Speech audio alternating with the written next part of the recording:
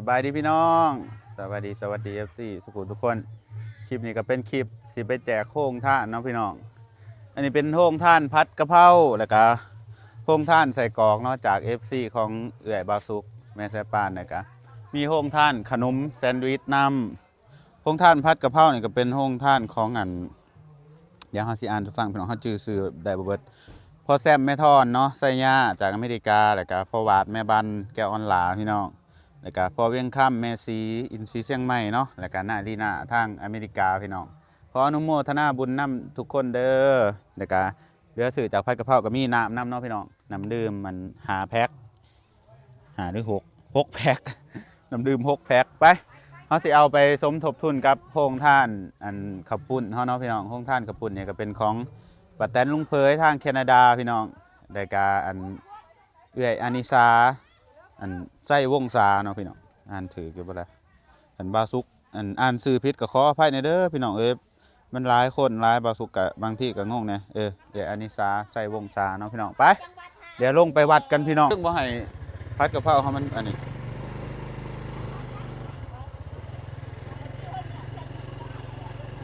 พี่น้องไปแจกโครงท่านกันเนาะม่วนพี่น้องเลยคลิปก่อนบาวซุกผัดกะเพราซีมือบาวซุกเองเด้อนี่แซ่บแน่นอนเนาะรับประกันความแซ่บต้องค่อยขี่รถไปพี่น้องฝนก็คือสิตกเนาะอย่างเดียวคือหยาดฝนอย่างเดียวนี่แหละหยาดฝนมากินเด้อไปเด้อโอ้ยเหี้ยแล้วบาวซุกถื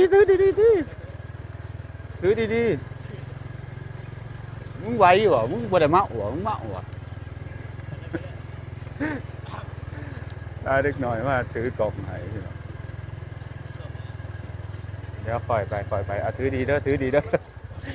ปัดกะเพรากูหนามาคำงะมันไปหอดโปรเฟสเซอร์เละบุฟเฟ่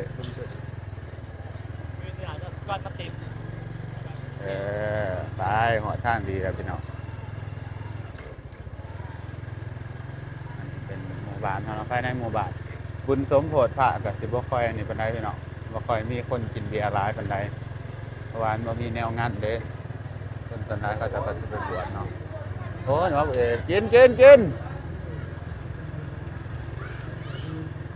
โอ้หมูเอกับลายเนาะเขามาจะใส่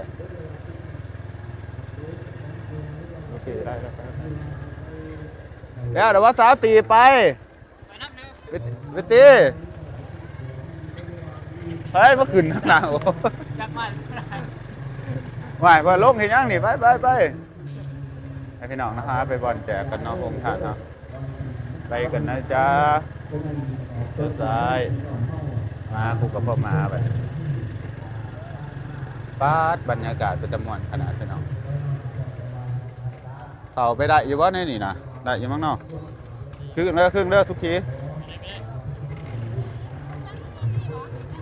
ผัดกะเพราแซ่บๆมานะจ๊ะได้จ้ามาเอาเลยจ้าใครอยากอะไรก็เอามาเลยจ้าโอ้ยเป็นตะมวนเถอะเนาะป้าที่โตมาแล้ว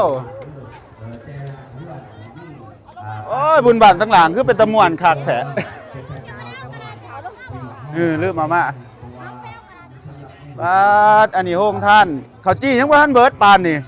โอ้ยจะเป็นหลายคักคุณอันนี้ยังตัวนี้ข้าวพัดบ่โฮงท่านวันทั้งหลังพี่น้องบรรยากาศเป็นตะมวนขนาดผู้สาวกับมะขายเองเนาะอันนี้เป็นห้องท่านครับพี่น้องอันนี้เป็นโซนห้องท่านทีมงานบ่อสุกเนาะมีแซนด์วิชนะฮะบ่หูคอยถวายได้บางเสาร์นี่ตัวนี้คอยถวายแล้วไปถวายน้ำเพิ่นแล้วถวายตัวนี้คอยว่าเลี้ยงบ่เอาออกไปเลี้ยงมันจะเห็นอันนี้พัดกะเพราเขาเนาะพี่น้องเอาสิเอามากระปุ่นเขาเบิร์ดอ่ะบ่โอ้ขายขาดดีเนาะว้ากระปุ่นเขาขาดเลยพี่น้องห้องท่านกระปุ่นมาเอาแต่อันนั้นเฮ็ดเบี้ยกี่หุ่นโอ้ขบุญเฮาคิดว่าสิบ่ขาดพี่น้องโอ้ยขายบาทอันนี้ห้องท่านยังตัวนี้น้ำดื่มของผู้ใดเนาะอันนี้พัดยังตัวนี้ข้าวพัดบ่ไข่ดาวเป็นแต่แสบเนาะเอาเปิดให้เบิ่งเนี่ยโอ้ยเป็นแต่แสบแต่ของเพิ่นก็ได้ว่าจะเป็นลายเนาะห้องท่านมาตั้งหลังนี่ พี่น้องมาเบิ่งกันว่ามีโฮงท่านหยังเนี่ยอันนี้โฮงท่านนำกาแฟนี่แต่กาแฟเนาะตัวนี้เนาะโอ้ดีดเบิดคืนมาแต่ไสนี่เจ้าของโฮงท่านมาแต่ไสมาแต่สะโอโอ้ไทยสะโอกับมาเนาะพี่น้องอันนี้ข้าวกล้องนี่มีหยังข้าวกล้องนี่ข้าวเหนียวหมูทอดโอ้เปิดให้เบิ่งหน่อยอันนี้ข้าวเหนียวหมูทอดพี่น้องโอ้ยเป็นแต่แซ่บคักแท้กินได้เบิดคืนมาเบิ่งกันอันนี้โฮงท่านมาแต่ไสเนาะได้บัดนะขามบ่นี่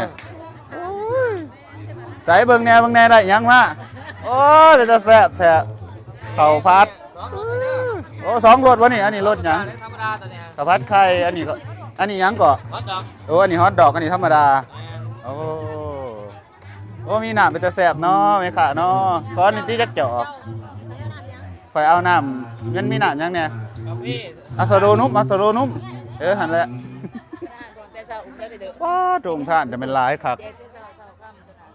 ม่วนคักนะอีพี่นี่ก็มีห้องท่านอีกป๊าด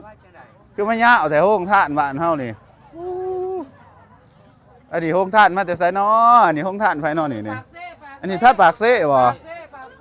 ใต้ปากเซ่มีแต่แป๊บสีอันนี้ยังนี่เปิดให้เบิ่งแน่กว่าเปิดให้เบิ่งแน่มียังเนี่ยเป็นตะแสบอยู่บ่อันนี้พัดมีพี่น้องเป็นตะแสบเนาะมีข้าวจี่น้ำทุกคนข้าวจี่สีหมายส้มตำกับมีขอที่อันหนึ่งขออันหนึ่งขอเอาอันหนึ่งเอาแสบๆเผ็ดๆเด้ออะไรก็ได้มันจะแสบห้องท่านอยู่แคบแม่น้ำเซ่พี่น้องบรรยากาศดีขนาดอันนี้ห้องท่านยังเนาะโอ้ยจะเป็นหญ้าเอาครับอันนี้ก็ห้องท่านคือกันบ่นี่อันนี้ห้องท่านขอจีพี่น้องมาแต่ใสพากันมาแต่ใสบ้านนะคะหรือบ้านโคก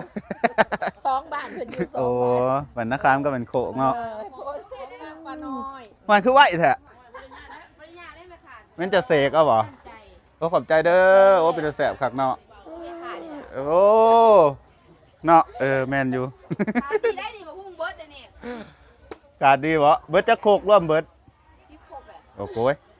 หน่อยแท้เนาะไปเอาไปกินกับใส่กรอกก่อนเดี๋ยวมาเบิ่งห้องท่านเฮาก่อนพี่น้องขายขาดเบิร์ดเอาบ่จ้ะโอ้ยจับเอาให้แน่สุกี้มาเอาให้แน่หำโอ้ยโอ้ใครก็กับใช่ห้องท่านก็ขาดเบิดบ่จักพี่น้องเอ้ยพุ่นอู้ขายดีขนาดปาดคือขาดคักแถทางนะ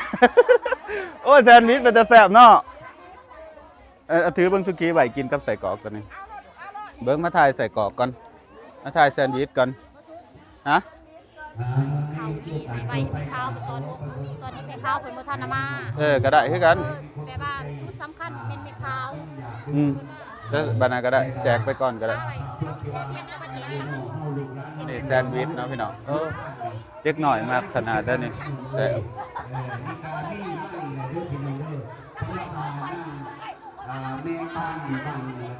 ชิมอันนี้กินนะ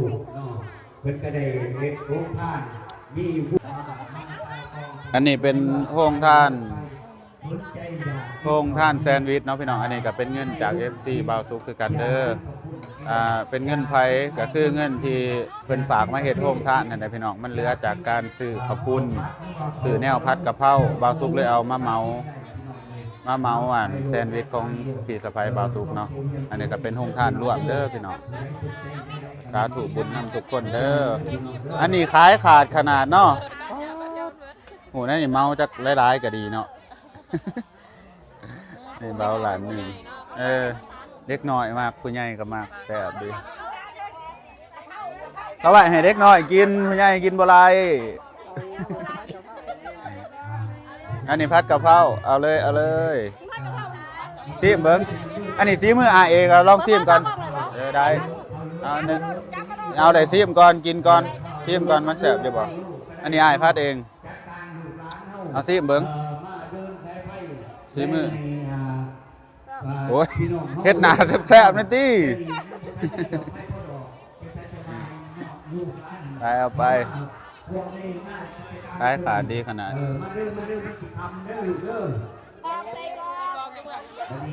ใส่กรอกอีสานเด้อขายดีขนาดแต่แสบเนาะไปขายอยู่ตลาดก่อนละ10,000คือเขาจะ5,000บ่ก่อนละ5,000อยากมาโปรโมทนาบริการแต่อยู่ในสถานีเด้อ แม่ขาวมาเอาผัดกะเพรามาแม่ขาว ไก่มาหน่อยดิกระเพรา กะเพราหมูแซ่บๆอ้ายพัดเองแซ่บแห้งลองไปชิมเบิ่ง อร่อยแม่นอันนี้น้ำนี่กินผัดกะเพราต้องกินกับน้ำมาเอาไปชิมเบิ่งแม่ขาวบ้านตั้งหลังได้นี่เจ้าคนงามๆลองไปชิมเบิ่งมาเด้อพี่น้องเด้อกินผัดกะเพราเด้อเดี๋ยวขอสิเอาผัดกะเพราขึ้นมายายเอาถ่ายให้นะอันนี้ผัดกะเพราเฮาบ่ได้มีแต่ซ้ำหั่นได้พี่น้องเฮาบ่ทันเอาขึ้นมาเนาะห่อนๆเด้อเนาะอันนี้ยังห่อนๆอยู่แล้วสิยาย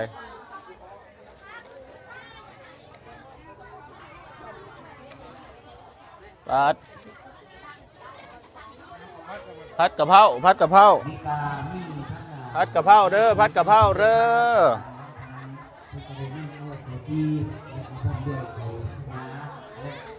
ราหมูตอนนี้แม่ค้าวเริ่มมาเลยพี่น้องกำลังมา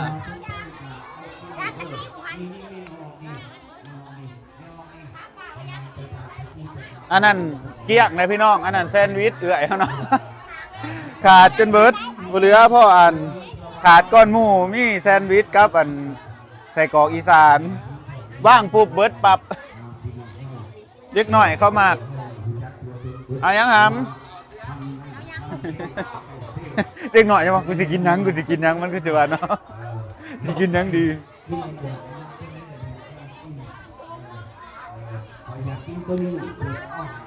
ขอบคุณหมอขอบคุณกับมีเด้อขอบคุณยังประมาณ10 โลพี่น้องขอบคุณกับขาดดีมีเขาพัฒนามีตัวมีแต่มีเขาที่มีเขาพึ่งมีเขาเหนียวทอดหมูรายการตามมามีกาแฟผัดกะเพราเขาเป็นเท่าไร100กล่องเท่าก็ได้ผัดกะเพราเด้อ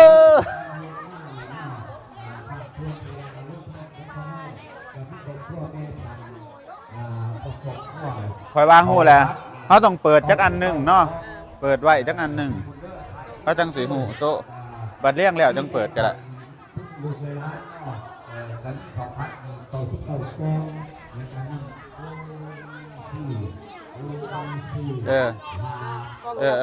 กล่องเดียวขนาด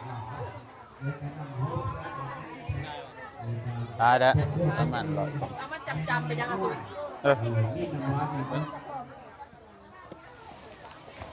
นะเนาะ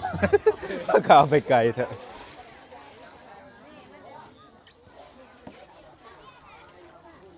ผัดกะเพราเด้อพี่น้องเด้ออันนี้แนวเป็นสีอิ่มเขาสีแดงกูละจักหน่อยอันพอข้าวไม่ข้าวมาอะไรบรรยากาศเป็นตะมวนขนาด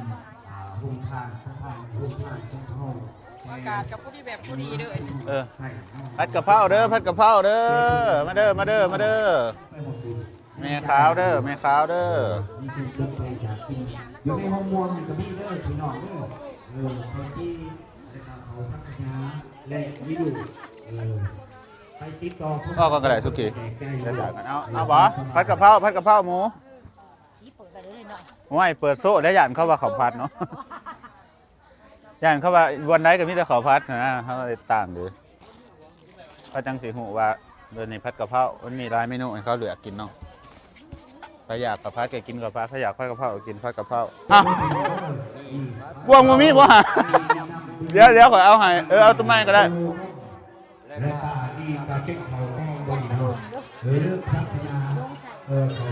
คนน่าลืมใส่บ่วง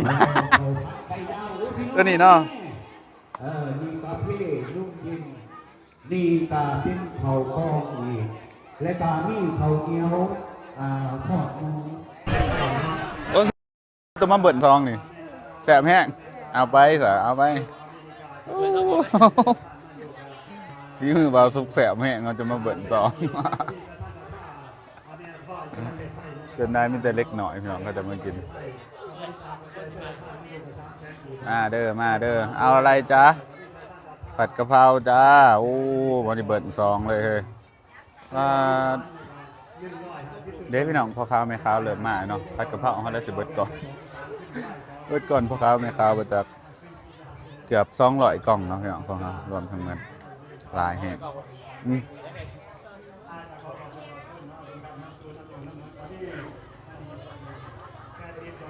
ว้ายอ๋อนี่คือที่ละ2ที่ละ3เฮ้ยโอ้เอาไปให้ไผคือหลายแท้โอ้ ว้าดีตัวเอาหม้อนี่อีกแล้วเอาไปให้ไผโอเคไปเอาไปโลดเขาหยาดตัวกินโบเบิร์ดกินแล้วกินบ่ผัดกะเพรานี่กินบ่กินบ่เอาไปปั่นกินเด้อมันเผ็ดกินได้อยู่บ่มันเผ็ดบ่กินดอกไปให้แม่ค้ากินซะเบิร์น2เบิร์น3ปั่นเอาเลยเอาไปเลยครับ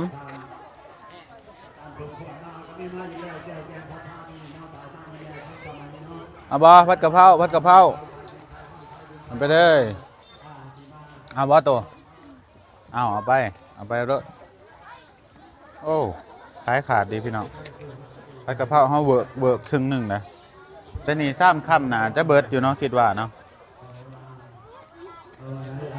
เพราะว่าจังหน่อยคนมาร้ายกันคนมาร้ายเขาหนาจะมาหยุ่มเอา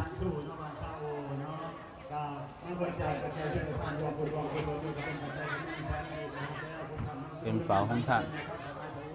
ไปเรื่อยๆโอ้พอแม่ขาวกับลายอยู่ได้นี่บ้านเขานี่ในห้องท่านเขาจะมาเพิ่มอีกละกินได้จะอยากวะกินไหมรับอะไรไหมจ๊ะอันนี้ผัดกะเพรานะจ๊ะผัดกะเพรานี่ไงผัดกะเพราอันนี้เบิดแล้วกินไหมจ๊ะรับเลยจ้าอยากรู้ไหมใครผัดคนหล่อผัดแซ่บมาก นี่เด้แซ่บขึ้นยังนี่เอาไปโลนี่นี่แหละข้าวราดหน้าซีมเบิงเอาเลยจ้าเอาไปโลดเอาไปเลยโดย สาธุแซ่บบ่โอ้แซ่บก็ลองเบิ่งติอันนี้ซีมือวาวสุกแซ่บอยู่ไหนแซ่บบ่ เป็นจังไดแซ่บอยู่บ่ก็แซ่บแล้วเนาะ ผัดกะเพราเฮาขาดสิเบิดเด้อพี่น้องอีกน้อยหนึ่งเอาปิดไว้ซะตอนนี้มันสิแห้งตอนนี้โรงทานเพิ่นก็มาเพิ่มก็มีเนาะอันมีจักเมนูหยังแหละมันน่าจังสิไปถามเพิ่นอ๋อพี่น้องเอ้ยม่วนครับคนมาเฮ็ดโรงทานเป็นซ้ายอยู่เนาะจนสุดบ้านเลยผู้ใดก็อันนี้ม่วนเนาะพี่น้องทานงานแนวนี้นะเฮ้ยไดแซ่บบ่ใส่ไปเบิ่ง FC ตัวยงเขากิน2 กล่อง FC ตัวยงกิน2 กล่องใส่แซ่บแห้งบ่เบิด2 กล่องตัวเบิดอย่าถิ่มไดเสียดายไดกินให้เบิดเด้อ แซ่บบ่แซ่บกินเห็นเบิดไดเผ็ดปานนี้กินได้เนาะ จะกินได้โอ้บ่เผ็ดบ่อย่างว่าเผ็ดอันนี้โรงทานเพิ่นมาใหม่เนาะพี่น้องได้เมนูยังแน่นี่นะเบิ่งในกว่าเปิดให้เบิ่งเนี่ยโอ้ขวามีโอ้เป็นจะแสบแท้มีขวามีสังขยาเขาสังขยาน้ำแล้วก็น้ำพี่น้องจะแสบคักพี่น้องข้าวผัดร่วมกับผัดมีเนาะไทยบ้านนาคามนี่กันเนาะ แซ่บกินเมนูได้ก็แซ่บอย่าหยอกมันเอา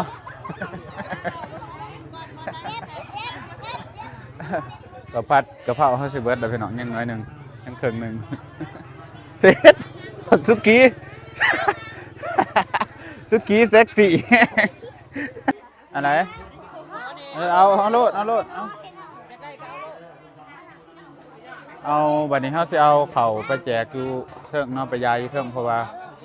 มีพ่อค้าแม่ค้าเพิ่นบ่ได้ลงมาเอาหั้นนะพี่น้องเอาไปจักกล้องก็เอาไปจักกล้องพอดีกะเอาก็ได้เดี๋ยวเฮาสิเอาไปแจกอยู่ข้างเทิงอันนี้ผัดกะเพราเฮามันเป็นเมนูที่แบบว่า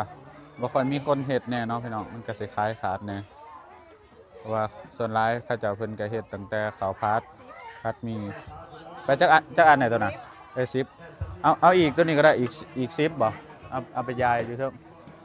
มีคนเอาใครได้สิเผาบัดนี้พี่น้อยไปซะว่า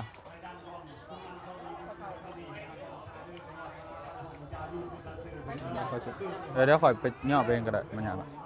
ใส่บ่หลาย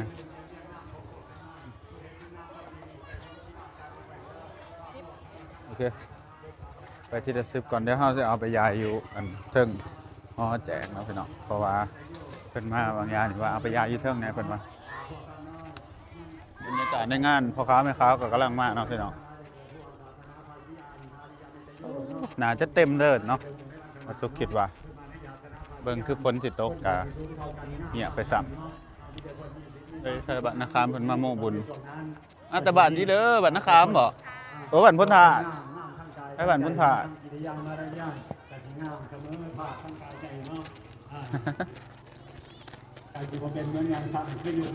คน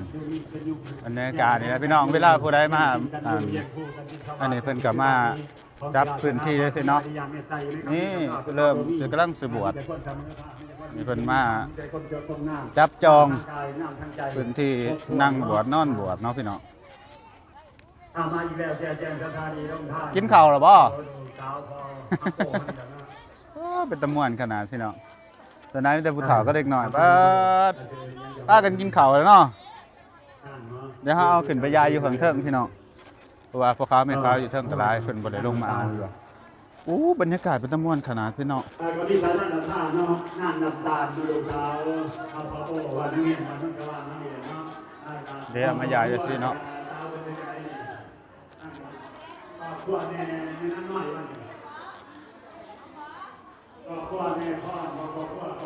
ผัดกะเพราบ่ผัดกะเพรา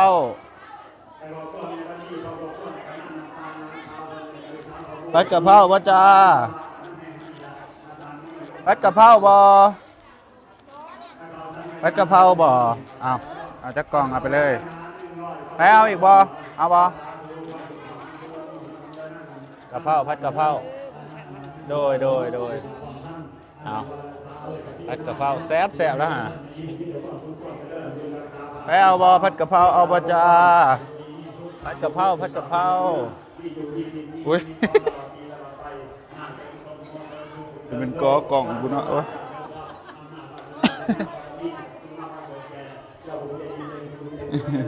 กอกล่องยายผัดกะเพรากับพี่น้องผัดกะเพราเอาบ่จ้าผัดกะเพราผัดกะเพราบ่จ้าผัดกะเพราบ่ผัดกะเพราบ่จ้าก็จะไล่เบิดเลยเนาะพี่น้องผัดกะเพราบ่จ้าโอ้คนเตะยังบ่นี่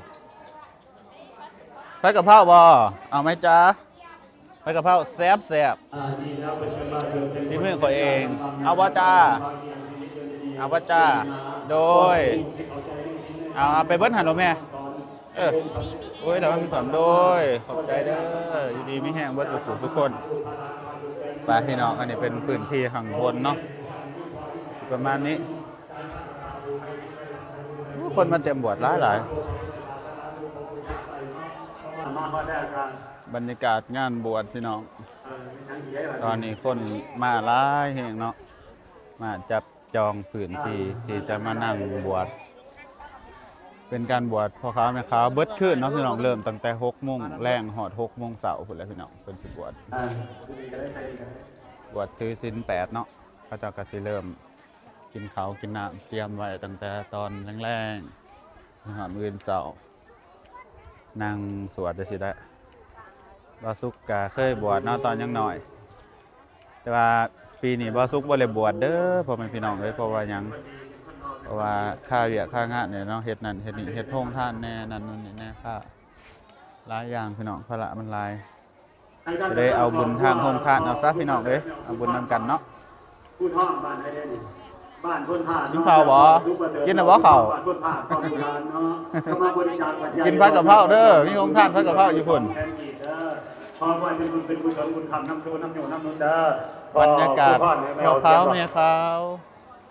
ไทยบ้านน้ำหลังแล้วพี่น้องเพิ่นมาจับใหญ่ใส่ก่อนปิ้นหนาเขานี่เนาะทุกคน คนทานในครั้งนี้ขอให้ได้เป็นทานแก้วทานเด้อบอกไม่ออกเด้อทานอย่าบกจงอย่าลงทานไปแล้วอย่าได้บกเป็นทานทานไปแล้วอย่าได้ขายซื้อบ้างสัมภาระพลัง มวนพี่น้องมวนน้ำกันวัยรุ่นก็มีเด้อพี่น้องบ่ได้มีตั้งแต่ผู้เฒ่าเลยเด้อวัยรุ่นก็มี มีโรคาในร่างกายก่อนสวงหายได้ทุกเจ้าท่านบาเจ็บเป็นไข้วัดไอควันหายสวงมีโรคาปัญญาหายในเนื้อในกายของสุขเจ้าและลูกเต่าเราล้ายในเราหายเด้อบุญในส่วนนี้จงนำคำนำสู้น้ำอยู่น้ำล้นให้อยู่ดีมีทุกคนพุกขึ้นกาวพุงหงเหือมีอยู่มีกินมีเงินมีทองตลอดปีตลอดไป ผัดกะเพราเราหมดหรือยังเนาะผัดกะเพราเราบางคนเพิ่นบ่ได้มาเฮาก็เอาไปยายก็ได้เนาะพี่น้องข้าวแม่ข้าวท่านได้มาเบิดซ้ํบางสุกคิดว่าเขาน้ำสามปลาน่าจะพอกันกินเบิดเนาะเพราะว่าโรงทานหลายแห้งพี่น้องพุ่นเริ่มตั้งแต่พุ่นเหาะพี่เนาะจนสุดไต่สุดเนื้อมีครบเบิดทุกเมนู ครบเบิดเลยกับพุ่นก็มีครบทุกอย่างม่วนที่สุดก็คือสิแม่นเล็กน้อยนี่แหละมันม่วนมันกินอย่าให้มันเหลือเด้อจุ๊เจ้าเด้อบาปเด้อเด้อ แต่สิว่ากินบ่เบิดเอาไปถอกถิ่มบ่ได้เด้อเด้อ แซ่บบ่ซิมหรือว่าผัดกะเพราเฮาแซ่บบ่เอ้าไปแน่ได้ซิมตัวซิมได้บ่แซ่บบ่ กินนั้นเบิดก่อนผัดกะเพราเฮาจนเกลี้ยง กระปุ้นก็ยังประมาณ10 โลอีกแล้ว10 ปลายโลหันน้ำเนื้อสิเบิดแล้วเนาะส่วนน้ำดื่มนี่ยังหลายอยู่น้ำดื่มนี่คนบ่ค่อยอันนี้ปานใดสิเบิดแล้วเนาะ อย่างน้อยหนึงเนาะโอ้ขายขาดพ่อกันบ่ไปเอาไปแจกอีกเฮาไปขอสิไปน้ำเจ้า เอาไปแจกที่พุ่นแม่นน่ะบ่ตอนนั้นไปทำอิฐ10 20ไปไปอีก จักไรเลยบ่ได้นับซ้ำเลยนี่ เอาไปโลดเท่าใดตัวนี้จักเท่าใดไปที่ละ10ก็ได้10 ปลายก็ได้เอาไปโลดที่ละ12ไปแจกน้ำกันพี่น้องไปยายให้เป็นผัดกะเพรามันคือสิขายขาดแน่เนาะหักเฮ็ดง่ายก็ข้าวผัดอยู่ล็อกว่าสุกคิดว่านะแต่ซ้ำๆกันเนี่ยเนาะไม่ขาวมาอะไรพวกผู้ใดมาเพิ่นก็มาหาของกินข้าวห้องทองเนาะแต่จังจับพื้นที่ซื้อสารมาปูเบิดขึ้น กากุงเฮืองปักกุงซุมเย็นสยตูสยามังพลังขอบรรทุเตเพียงพอดีตำพูนแก้วขาดปลอดภัยเด้อก ะเพราเด้อจ้ากะเพราเด้อจ้า แต่แขนข้อเนาะ หอบซองเดี๋ยวบ่มา ลูกสาวที่ดีของพ่อของแม่เด้อ ผัดกะเพราสาธุ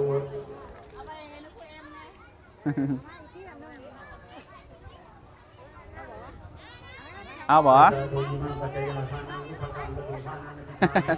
อันนี้ใส่ระบบมายายพี่น้องเอา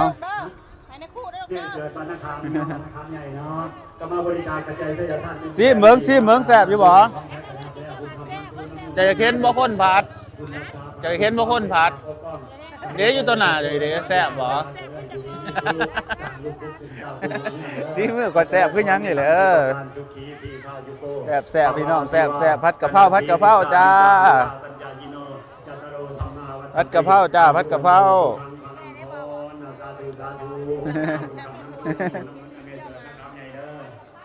โอ้ขายขาดดีเนาะผัดกะเพราจ้า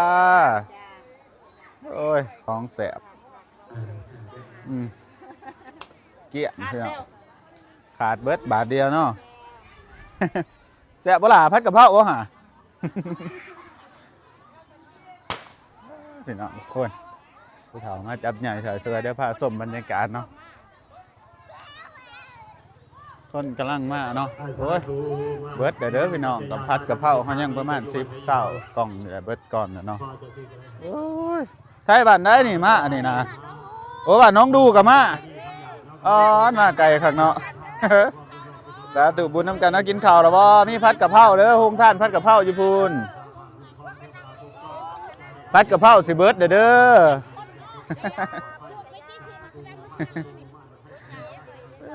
พี่น้องไทยน้องดูเพิ่นก็มาเนาะมาไกลลีแก้วบ้านนั่นไหนพุ่นแหละพี่น้องเด้อมาเด้อโอ้ยบุญนี่จะมันหวานเนาะเป็นกะสิมีฝ่ายผูกไว้จังซี่พี่น้องมี4 อันผู้ใดมาจับจองก็ต้องมีฝ่ายคนหนึ่งต้องมีอันหนึ่งเนาะถือฝ่ายไว้เวลา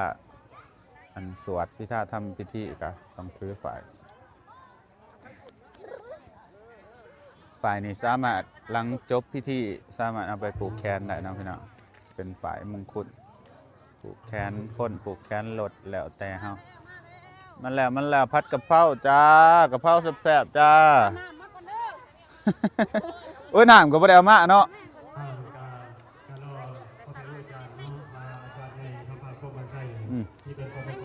แซ่บๆแล้วฮะ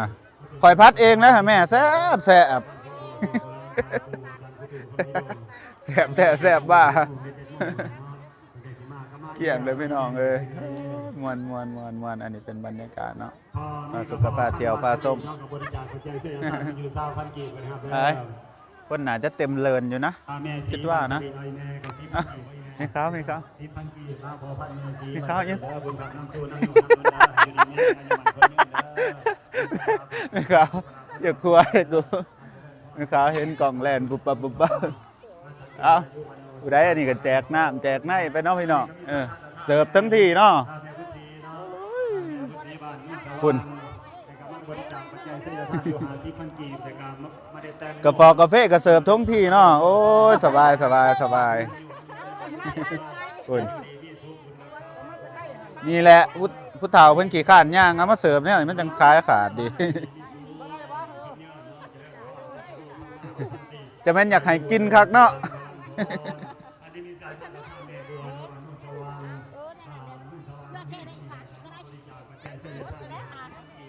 เบิดเอาบ่ผัดกะเพรากับเบิดแหละเกี้ยง ผัดกะเพราเกี้ยงเลยพี่น้องยังแต่น้ำโอ้แจกแป๊บเดียวเนาะว่าสุกแจกแป๊บเดียวเรียบร้อยโอ้วัยรุ่นกับบวชคือกันเนาะฮะลงท่านผู้ใดผู้นี่ข่อยมาถ่ายเด้ตอนทำอิฐนะแม่กินอันนี้ของไผของแม่กินลุงเดียอยู่แม่กินลุงเดียอยู่กรุงเทพเนาะทีมงานซะโอโอ้ทีมงานมันซะโอเขาเป็นมาทำมาซอยเฮาอ๋อโดยมาตั้งนาน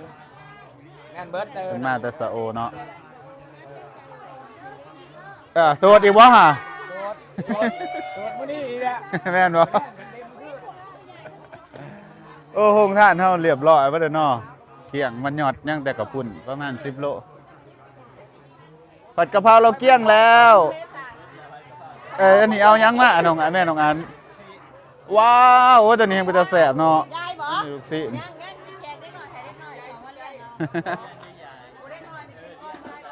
แจกมาน้ำหลังนี่ข้าวปุ้นน้ำเด้อข้าวปุ้นยั่งเด้อข้าวปุ้นขอซิมน้ำเพิ่นกันใหม่นึงข้าวปุ้นนี่อันนี้พักเบิร์ดเดี๋ยวยั่งอยู่ที่เนาะโอ้พักยั่งอยู่พักกันยั่งนึงพอดีแหละแม่ไปเอาน้ำแกงวะน้ำแกงยั่งอยู่เนาะพี่น้องอยู่เพื่อนโอ้ยมวนแจกของท่านลายปันไดกับเบิร์ดคือกันเนาะพี่น้องเอ้ยคนลายคำมาได้ขี้เหงื่อเริ่มร้ายแล้วบัดนี้เล็กน้อยเขาถิ่มหมวไปเลยสังเกตมีทุกกลุ่มแล้วพี่น้องที่บวชผู้ใหญ่ผู้เฒ่าวัยรุ่นกับบวชเบิด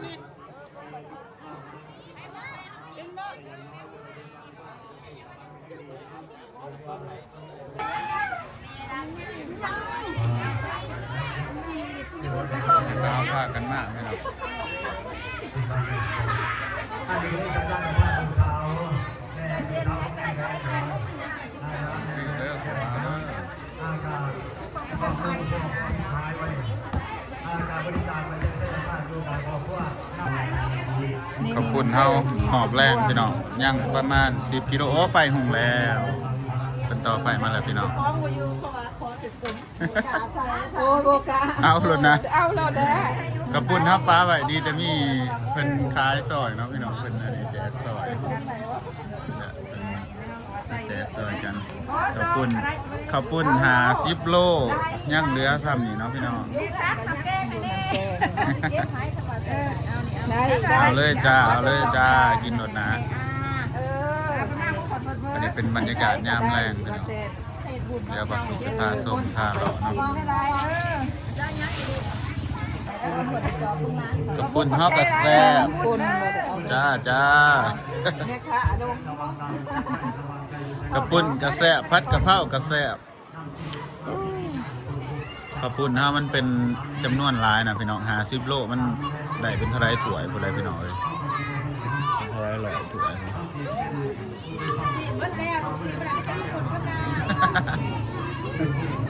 น้ำนี่ตอนแรกเด้อสีคล้ายขาดก็หมูเด้อเพราะว่าตอนนี้เขาเจ้ากินเข่าวเนาะพี่น้องกินเข่าวส่วนหลายตอนแรกแบบว่าเขาเจ้า กินข้าวปุ้น อยากนอนง่วงนอนได้สินะเขาก็จะเอาไปกินได้ เอาใส่ทงอะไรฮะใส่ทงเรา เอาใส่ท้องให้เราก็ได้เป็นอย่าง เล็กน้อยเล็ก คนลังมาพี่น้องเต็มอยู่เนาะคุณ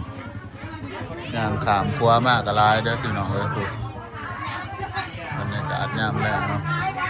กำลังสีคำอยู่แคมป์แม่น้ำเซโดนบ้านเฮาบรรยากาศดีแน่ครัวนี่คันผู้ใดมาบวชมายังนี่ขามปีเด้อพี่น้องเด้อคนไหนครับเราก็จะมีคนมาบวชอยู่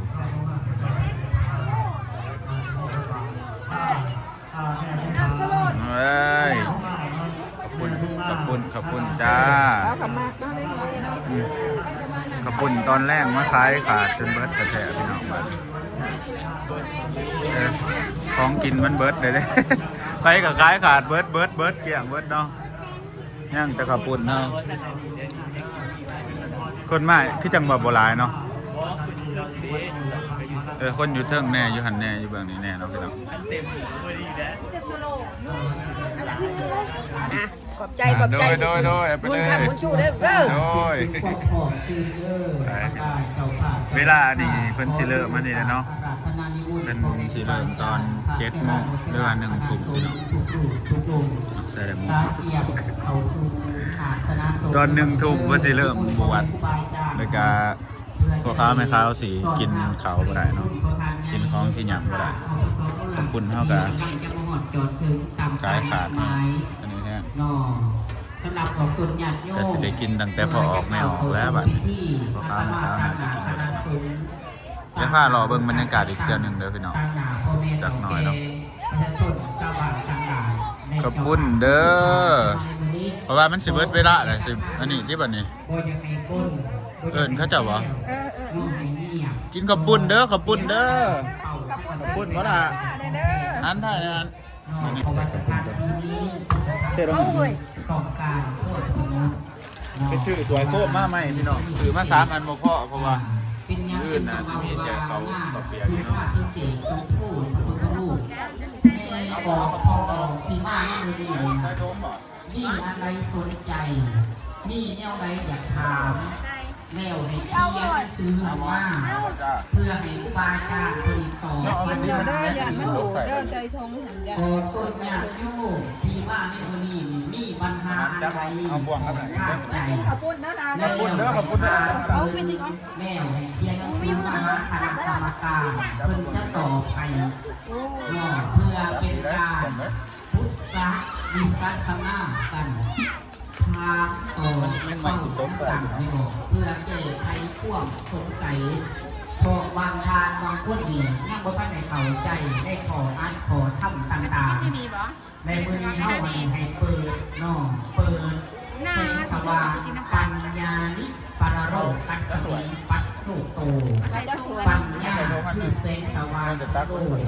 ปัญญาคือแสงสว่างของชีวิตในมื้อนี้เฮานี่มาเรียนรู้ชีวิตในของพ่อบ้านเฮาพ่อแสดงแล้วตัวไรของคนอยากรู้เข้าใจใจมาถามเพิ่นผู้บาอาจารย์ที่เป็นผู้มีสูตรร่วมเตเป็นผู้ที่มีความรู้ความสามารถองค์ไหนที่เป็นผู้มีสูตรนะพี่น้องเพิ่นสามารถอธิบาย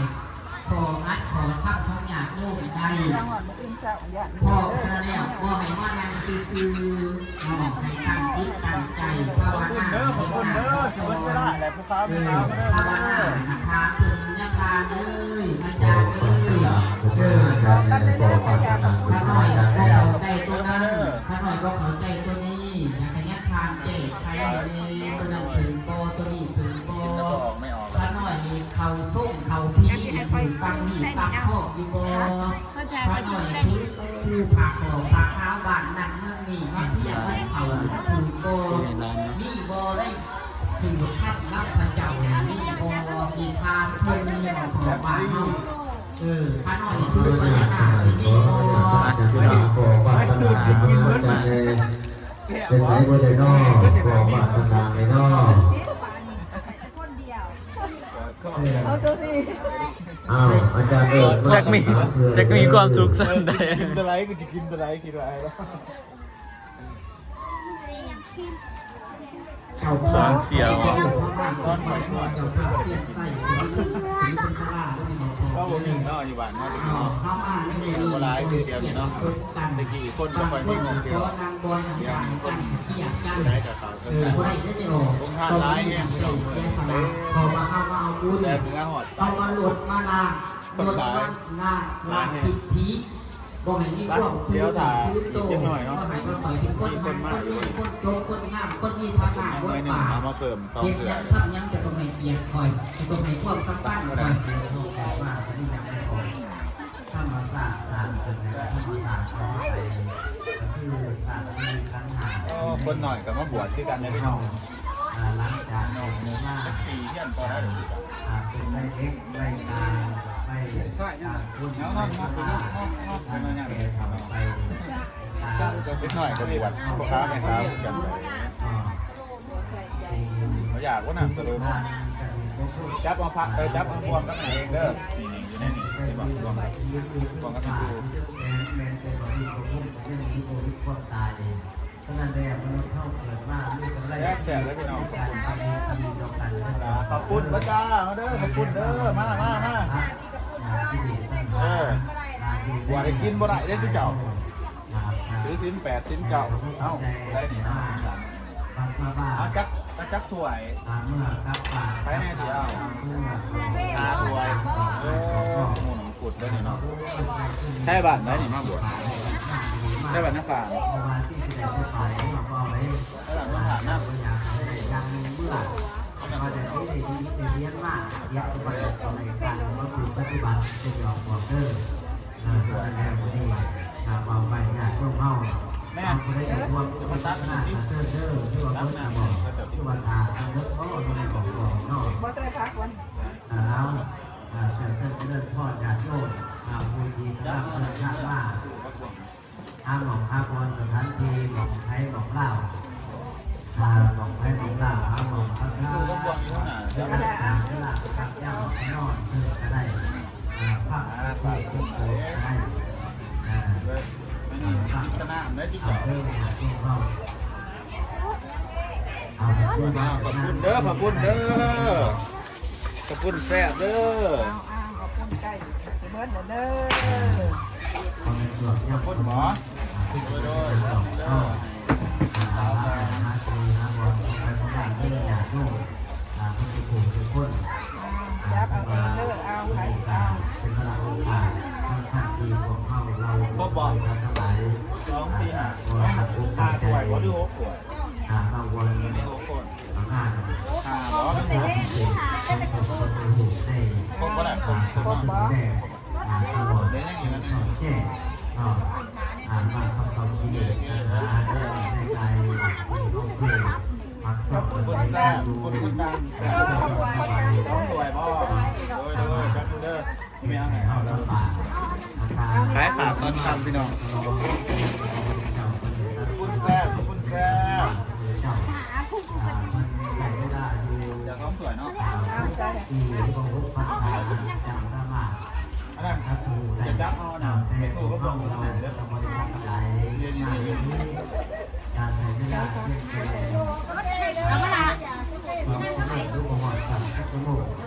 ว่าคนที่จ้าเร็วเลยสองมือสุดท้ายเอาวะ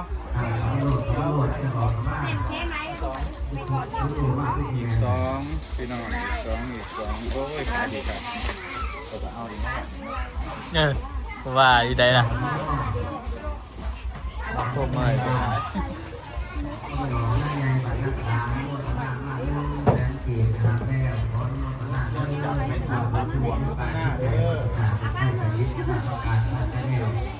ลุกไปหาท่านก็ได้ได้ขาดขึ้นร่างสัพพการังให้เจดีดังเก่าเป็นผู้อาภูมิมาผู้มาแบบนี้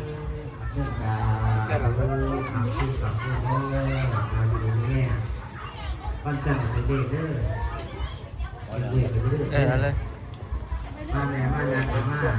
ว่างก็เป็นชูอยู่เด้อ ยิ้มจะกันสีเป็นเนตี จับมาเลยนะเอารถมีน้ำเย็นอยู่แล้วน้ำเย็นจะมีอยู่ เด็กบ้าก าแฟบ่ จู แม่เรียนปานรู้ผู้ เบิร์ดพี่น้องมาเด้อขอบคุณเด้อขอบคุณเด้อเอาบวงเด้อเลยบอกแล้วถั่วจ้า เทวดาคุ้มครองคุ้มมาปกป้องนาซีรีจะมีจากบุญพาบุญพาพอดีเบิด พอดีแล้วนี่ ดูการเดินเอารถที่กู้สีดำแล้วไปไหนร้อยรถที่กู้สีดำ จับมาบวงอย่างนั้นเด้อครับไม่ถูก ไหนรถที่กู้สีดำ เลย ขอบคุณเด้อขอบคุณเด้อเบิร์ดเด้อเบิร์ดเด้อ ได้เพื่อนสุขี รถที่ อันนั้นได้ รถที่กู้สีดำ บ่มี ป่วยกรุณายักษ์ใหญ่รถจะยักษ์ใหญ่ก็เป็นคนใจยักษ์ใหญ่ที่กู้สีดำต้องขออนุญาตนั่ง เอาซ้อมด่วนวะ ยักษ์ใหญ่ใส่ของเราไปได้เพราะว่าเรื่องยักษ์ยักษ์ทุกคนสิ่งใหญ่ยักษ์ยักษ์ยักษ์มันเยอะ เราเห็นคล้ายอย่างที่เนาะ ซื้อเด้อผู้ขาเรา อาวุธจะลอยจะลอยมันอยากยุ่ง เอา เข้า ใช่มันคือ จะลอยทั้งประเด็นตั้งใจตามใจสองสมบูรณ์ ขอบคุณเด้อพี่น้องมาผมยังทอดแล้ว ในงานที่ วันนี้เขาควรด้วยก่อน ทำสูง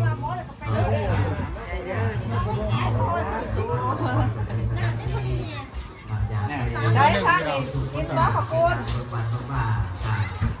เบิร์ดแบบน้ำเงี้ยกับจิบเบิร์ดแบบนี้ ขอบคุณบ้า ประมาณ2-3ถ้วย โลหันก็ขอบคุณคือกัน ฟังคนสีอธิบายมาชิ้นแปดอาหารยังไง ย่างอีกอันหนึ่งตอนนี้เบิร์ดแล้วย่างอยู่นะมันย่างอยู่ หน้าหมอ ตอนนี้ขอบคุณเนาะเบิร์ดเด้อพี่น้องเกี่ยงหมดแตะเนาะพี่น้องยังจะเสร็จเด้สาธุบุญนำทุกคนเด้อสาธุบุญนำทุกท่านพี่น้องเมื่อนี้กัน บ่มีถ้วยบ่ เด้ถั่วนี่เด้อขอบคุณระวังยังแต่ขอบคุณน้ำเนื้อเบิร์ดน้ำขอบคุณยังน้องพี่นึงพี่น้องเอ้ยนี่ พูนไปจ้ากี่พูน เรียบร้อยเฮาแจกกินบ่ได้น้ำกะน้ำยังน้อยหนึ่งยังอันหนึ่งเบิร์ดแล้วเนาะพี่น้องข้าวปุ่นเฮาเรียบร้อยแล้วเด้อโอ้ยเมื่อยครับพี่น้องเอ้ยแต่ว่ามีความสุขขนาดเนาะได้แจกโรงทานไปหลายโรงทานกับเบิร์ดเกี่ยงคือกันเนาะพี่น้องเกี่ยงจนเบิร์ดยั่งแต่น้ำเนาะโรงทานบางมาเว้นเต็มอยู่นี่ยังเหลือแต่น้ำว่าเป็นจะแซ่บเนาะท่านเอิญนาตีเดี๋ยวพามาเบิ่งบรรยากาศก่อนว่าอันคนมาบวชหลายอยู่บ่เนาะพี่น้องจะเบิ่งกันเด้อ เดี๋ยวมาส่งสิภาพเบิ่งบรรยากาศเพิ่นกำลังสิเริ่มบวชแล้วเพิ่นถาพระอาจารย์ใหญ่มากเนาะทุ่มหนึ่งผู้สาวก็มาผู้สาวน้อยก็มาเปิดทุกคนสวยๆแซ่บบ่กินอาหารเบิดเด้อ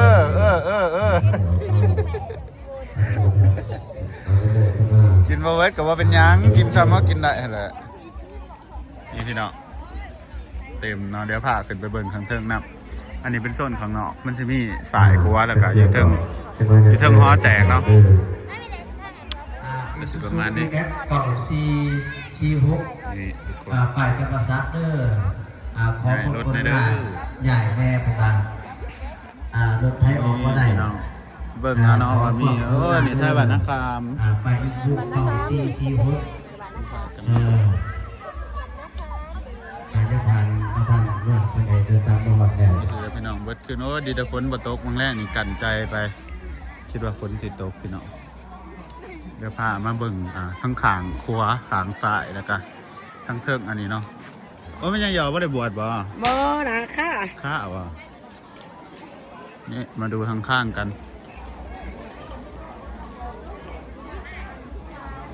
นี่เป็นบรรยากาศตอนจะเริ่มบวชนะพี่น้องไม่ข้าวพอข้าวกับบางคนก็กำลังมากันยังมีอยู่เป็นมาคายพระคายยังมีครบเนาะ ลำดับต่อไป อันนี้เป็นตั้งขาครัวพี่น้อง ให้ทางครูบาอาจารย์และญาติโยมทั้งหลายเกี่ยมบรรทาญาทานในประธานอบสเมืองสมุทรสาครคือทางอาจารย์คำผักกุมาใส่เพื่อใบบรรทา มาเบิ่งทั้งเทิงกันพี่น้อง ขอได้บน ทั้งเทิงแล้วก็บวชว่าเจ้าหาเด้เพิ่นสิบวชแล้วนี่เนาะมาพระเอกก็คืออย่างอันนี้เริ่มเลยพี่น้องพิธีเริ่มแล้วเต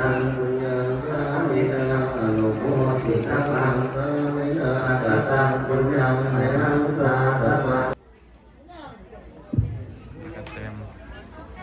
พิ่งจะเต็มทั้งลุมกะเดี๋ยวที่วางลายนะพี่น้องมาเบิ่งขางสายกันนำขางสายก็มีคือกันเด้อเด้อทางซ้ายฝั่งนี้โบราณเป็นไรพี่น้องประมาณนี้เนาะ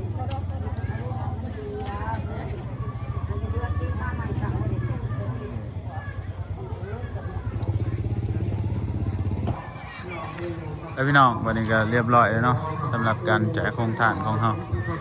เก็บภาพบรรยากาศไว้เพียงสำนี้แล้วพี่น้องโอ้ถือว่ามือนี่แบบทั้งเมื่อยทั้งม่วนสนุกขายของขาดดีก็เจอกันใหม่ตอนเสาร์เนาะพี่น้องมื้ออื่นสิมาแจกโครงทานคือกันอีกรอบหนึ่งโครงทานมื้ออื่นเป็นโครงทานของบ่าวสุกเองพี่น้องโครงทานข้าวเปียกเขาเป็นงบจากบ่าวสุกคนอินดี้เด้องบจาก FC เรียบร้อยแล้วเนาะมันก็สิเริ่มบวชนอกจากสิไปหาเตรียมต่ออีกแล้วนี่พี่น้องเลยข้าวเปียกก็เริ่มเฮ็ดตั้งแต่ตี 1 ตี 2พุ่นแหละว่าตี 3 ตี 4เพิ่นแล้วเนาะเรียบร้อย